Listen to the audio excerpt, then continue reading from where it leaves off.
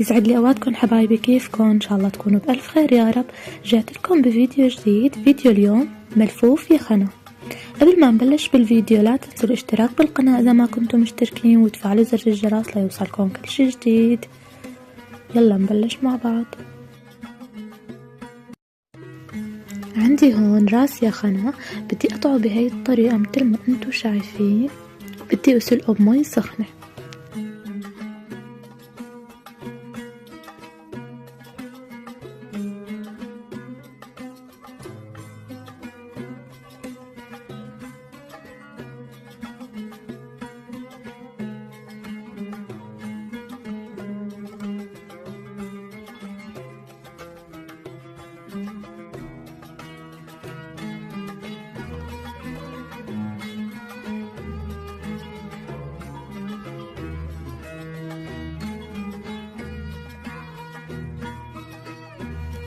بسلقه شوي، ما بكتر عليه كتير، ما بدي اياه يستوي انا لحتى تطرى الورقة.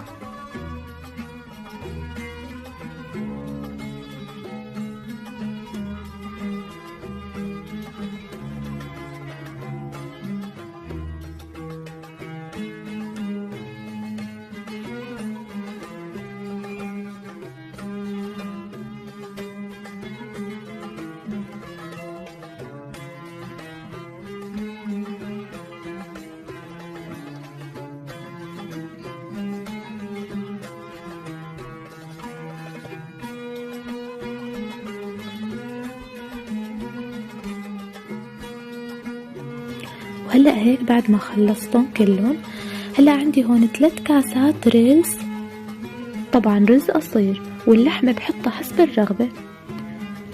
وهلأ عندي البهارات، عندي معلقة صغيرة من المحلب هي سر النكهة تبع الملفوف، ومعلقتين صغار من الملح، معلقة صغيرة من الفلفل الأسود، ومعلقتين صغار من الكمون الناعم، ومعلقتين صغار من الكمون الخشن، ومعلقتين صغار من العصفر.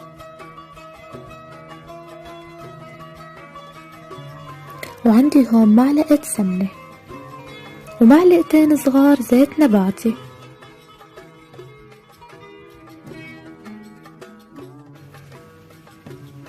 وهلا بدي خرطهم بهذا الشكل، بقوم الزند لحال والورقة لحال.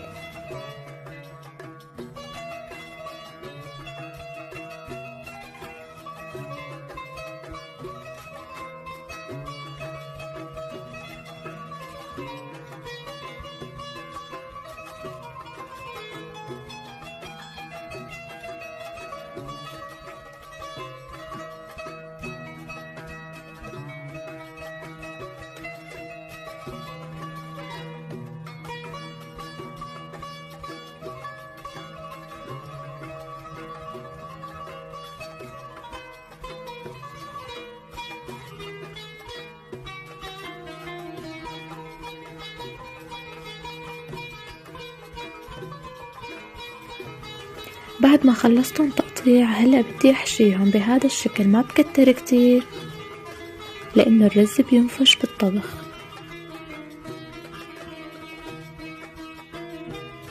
واذا لقيتها كتير طويلة بقسم من اخرها شوي.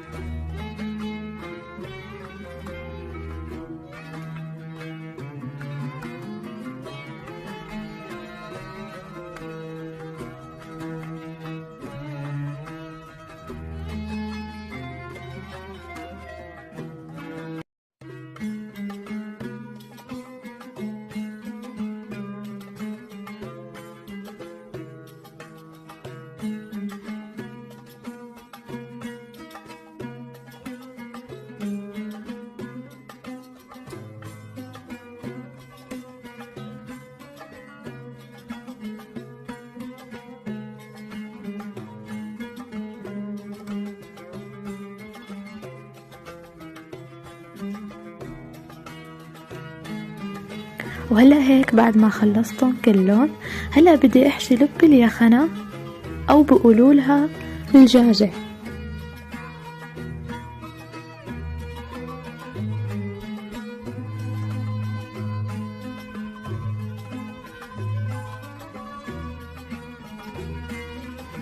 وبعد ما حشيتها بسكرها بهي الطريقة، ورقة فوق ورقة.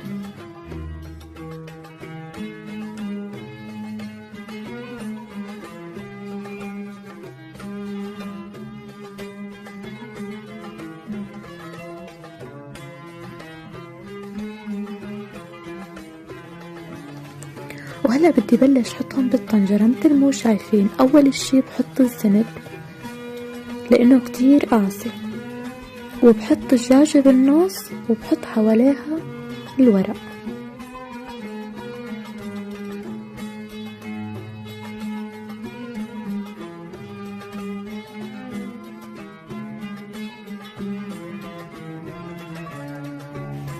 وانا حطيت هون شرايح ليه، هي طبعا اختيارية بس كتير بتعطيها نكهة طيبة.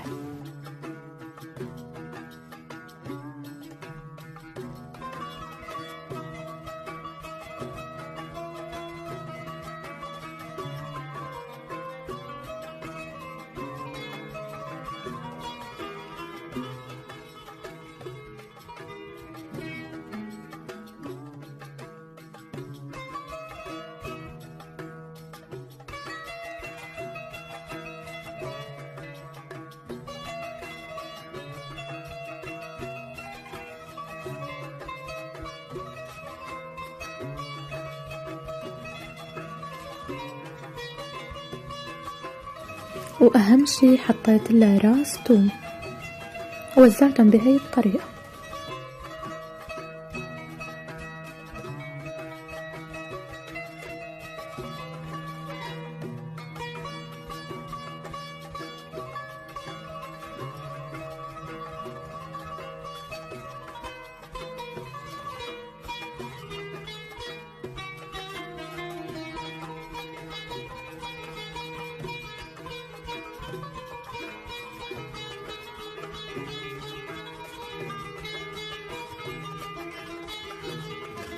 بعد ما حطيتهم كلهم بحط لهم التقالة وبحط لهم مي تقريبا غمرهم او اقل بشوي، وبحطهم على الغاز على نار قوية. بس يبلشوا يغلوا بنوص عليهم شوي، بحطهم على نار وسط وبتركهم تقريبا 3/4 الساعة.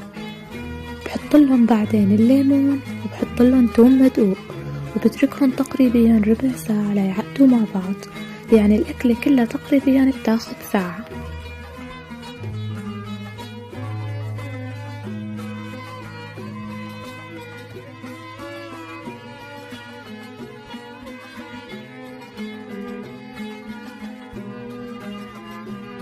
ولهون حبايبي بيكون خلص معنا هذا الفيديو.